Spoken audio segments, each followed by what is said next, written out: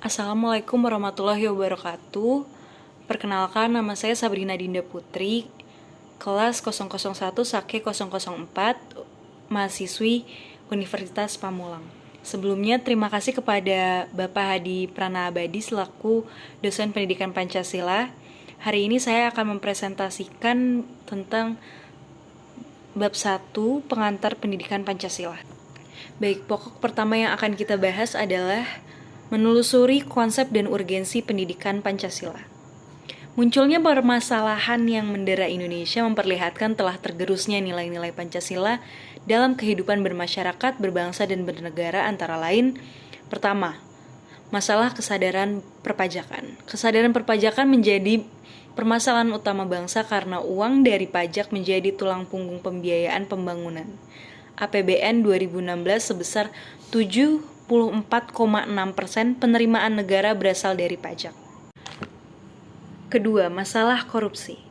Masalah korupsi sampai sekarang masih banyak terjadi, baik di pusat maupun di daerah. Transparansi Internasional (TI) merilis situasi korupsi di 188 negara untuk tahun 2015.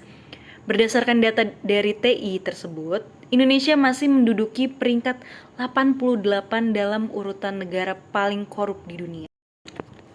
3. Masalah lingkungan. Indonesia dikenal sebagai paru-paru dunia. Namun, perlahan citra tersebut mulai luntur seiring dengan banyaknya kasus pembakaran hutan, perambahan hutan menjadi lahan pertanian, dan yang paling senter dibicarakan yaitu beralihnya hutan Indonesia menjadi perkebunan. Yang 4, masalah disintegrasi bangsa. Demokratisasi mengalir dengan deras menyusul terjadinya reformasi di Indonesia.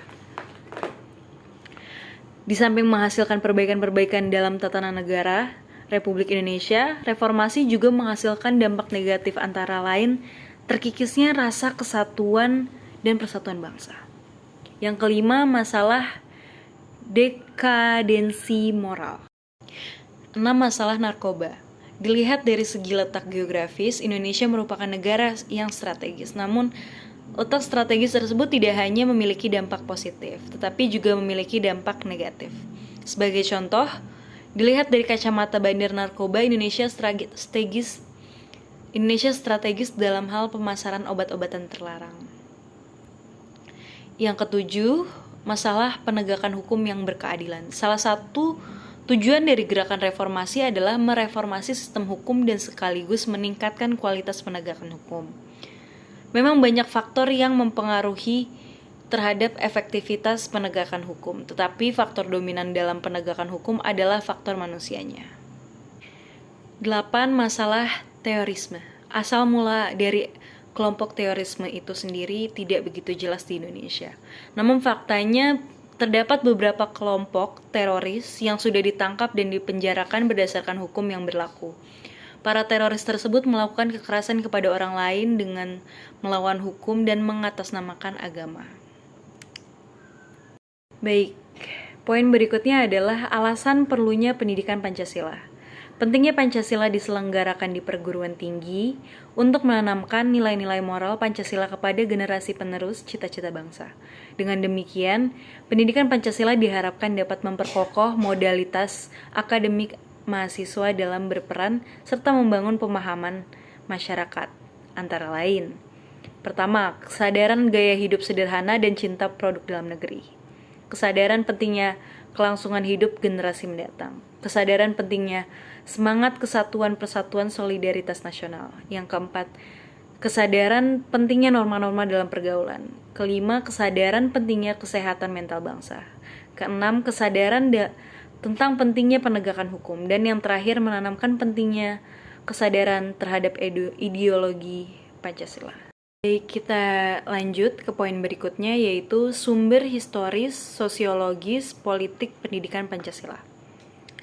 Pertama, sumber historis pendidikan Pancasila. Presiden Soekarno pernah mengatakan, "Jangan sekali-kali meninggalkan sejarah."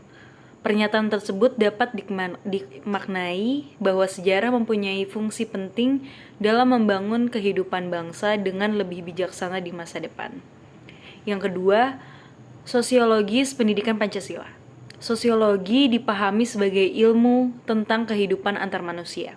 Di dalamnya mengkaji antara lain latar belakang, susunan, dan pola kehidupan sosial dari berbagai golongan dan kelompok masyarakat. Di samping juga mengkaji masalah-masalah sosial, perubahan, dan pembaharuan dalam masyarakat.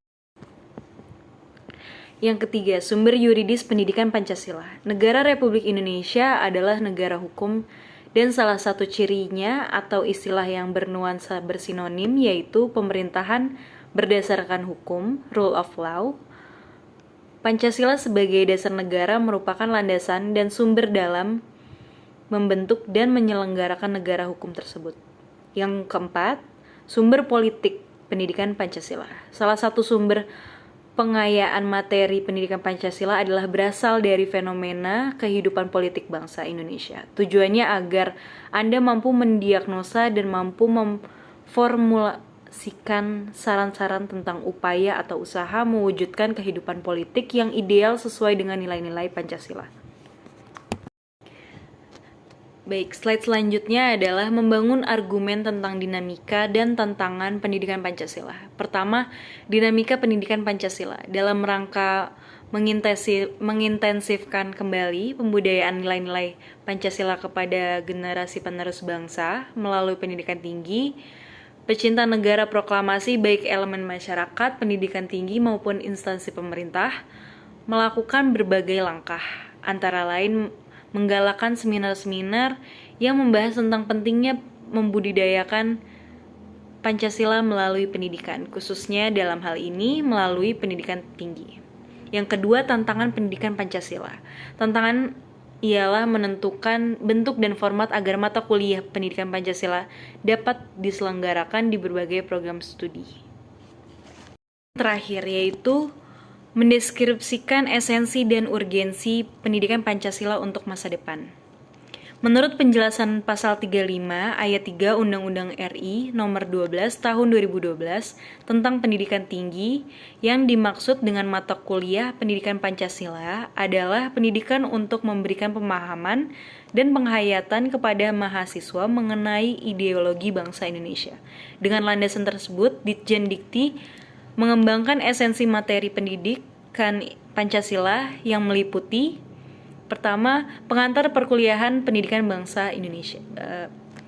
Pengantar perkuliahan pendidikan Pancasila. Yang kedua, Pancasila dalam kajian sejarah bangsa Indonesia. Ketiga, Pancasila sebagai dasar negara. Pancasila sebagai ideologi negara. Pancasila sebagai sistem filsafat. Pancasila sebagai sistem etika. Dan yang terakhir, Pancasila sebagai dasar nilai pengembangan ilmu. Demikian presentasi saya. Maaf bila ada salah kata atau masih banyak kurangnya. Wassalamualaikum warahmatullahi wabarakatuh.